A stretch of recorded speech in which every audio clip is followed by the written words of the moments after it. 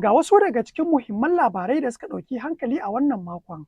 Hukumar nan da ke kula da matasa masu yi wa ƙasa hidima suka bayyana dalilin da ya sa har yanzu ba a fara biyan matasa masu yi wa ƙasa hidimar naira 77,000 ba, kamar yadda gwamnatin tarayyar ta ayyana.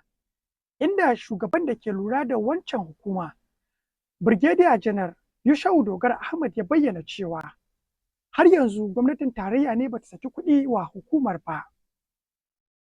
Sai kuma wannan labarin da ke bayyana cewa har yanzu idan har gwamnatin tarayya bata saka tallafi a tafiya aikin hajji ba, lallai za a iya kaiwa naira miliyan 10 ga dukkanin mahajjaci da ke so ya je aikin hajji.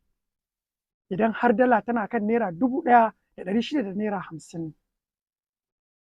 Wannan labari shi ma ya ɗauki hankalin mutane da dama. Sai kuma labarin da wannan